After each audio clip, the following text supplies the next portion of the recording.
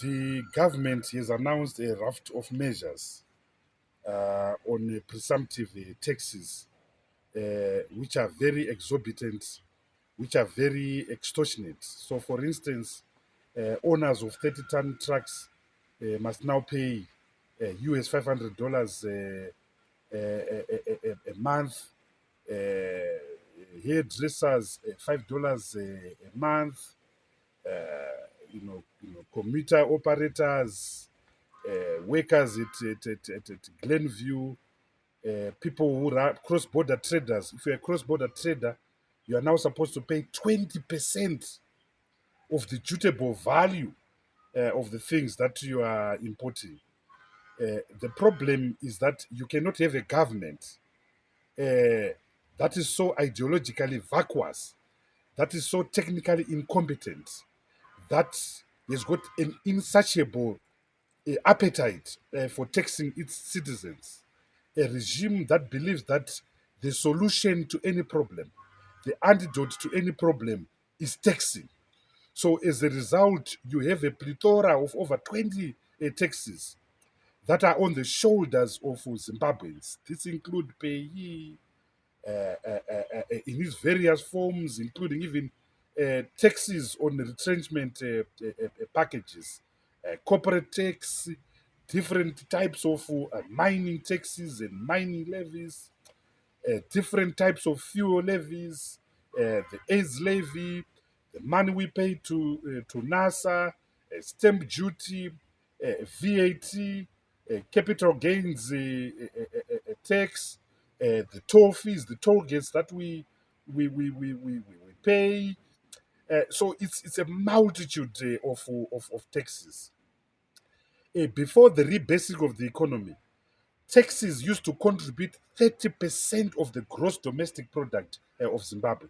In other words, if our GDP as it was $35 billion, then 30% of that was actually coming from taxes. This means that we were the most overtaxed country in sub-Saharan Africa in a normal economy. So if you take economies like Mozambique, South Africa, taxes only constitute 15% of GDP. So if you're on 30%, it means you are double the African premium. But the problem is that if you overtax people, there's a boomerang. You increase tax avoidance, you increase tax evasion. The solution to the issue of taxation is that the cake must be grown. The economy must be grown. The economy must be inclusive. And when you grow a large cake, everyone becomes an economic player. Everyone becomes a shareholder. Everyone will now pay his taxes happily, whether it's a payee, whether it's a VAT.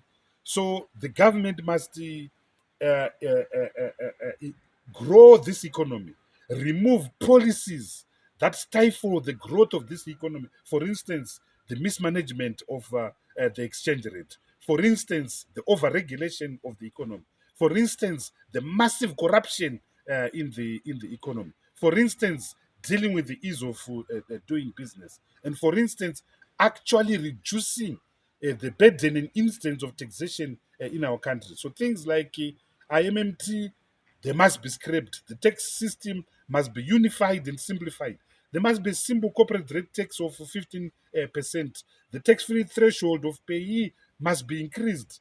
A lot of these taxes need to be scrapped. So that is what should happen.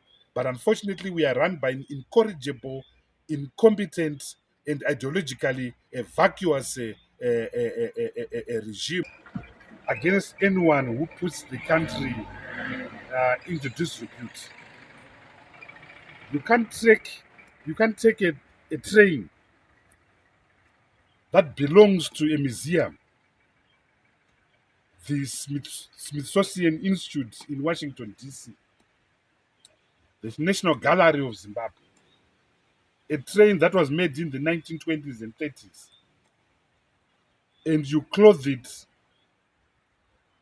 with a furniture that was stolen from Garfield Toad's lounge. And remember, Garfield Todd was the Rhodesian Federation Prime Minister in 1951.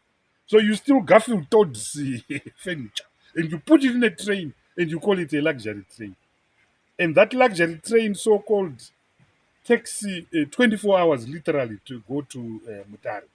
This is an absolute embarrassment, an absolute shock. But they've no shame. They've no skin on their teeth. They've been boasting for years that Manize was going to be the crown jewel in the Zimbabwean economy. And we argued at the time that you can't create through dubious processes Manize when you have got an entire industrial complex at Zisco Steel in Redcliffe. Why not use all those resources to resuscitate and rehabilitate Redcliffe? To resuscitate and rehabilitate blast furnace number 4 that is a problem at Redcliffe. If you go to Redcliffe right now, it's a ghost town. It's a ghost town. Workers are struggling. People are struggling. The biggest industry in Redcliffe right now is people selling, tomatoes. Even people are selling goats. I was there the other time and I saw cattle and goats right in Redcliffe. Manize, we argued at the time that Manize should not be allowed to export raw iron. There must be value addition. Iron ore is the epicenter of industrialization and modernization. So instead, Manize was actually allowed to export tons and tons and tons and tons of our iron ore to South Africa. And that has had a ripple effect in South Africa. ArcelorMittal, one of the biggest iron ore companies in South Africa, is actually shut down as I'm talking. And with the shutting down of ArcelorMittal, it also means Manize now no longer has a client to sell. So Manize itself is shut down. This is proof that if you engage in extractive practices, they will boomerang on you. So we need a concerted industrialization policy that must start with the refocusing on Redcliffe, with the refocusing of the industrial base that Smith put in Midlands, in Kweke, companies like Bata, companies like Zim Alloys, companies like Zimasco, based in the Midlands, industrial giants based in the Midlands. We should resuscitate these companies, the companies in the Midlands, starting with Cisco Steel and all these brilliant companies that were created by the Rhodesians, Zim Alloys, the fertilizer company, Sebo Chemicals, all these companies must be resuscitated. And when we do that, we should then create value chains. When we wrote the Triple C policy blueprint in 2024, Luke Tamborinika and I identified about 66 value chains in Zimbabwe. We should celebrate value chains because value chains are the precondition to industrialization. Can you take, for instance, the tomato value chain coming from Mutoko? Can you imagine if in Mutoko there were factories that were processing the tomatoes from our citizens who are farming there to make it into ketchup, to make it into tinned tomato pasta? Just one example of value chain. Take cigarettes, Forger. 90% of the tobacco grown in this country is exported out of the country. Only 10% remains. Can you imagine if we had the tobacco value chain in Zimbabwe, where tobacco was actually processed in Zimbabwe, and these huge global tobacco companies were actually selling cigarettes made from Zimbabwe.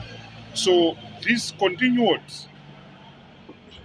accumulation model that 45 years after independence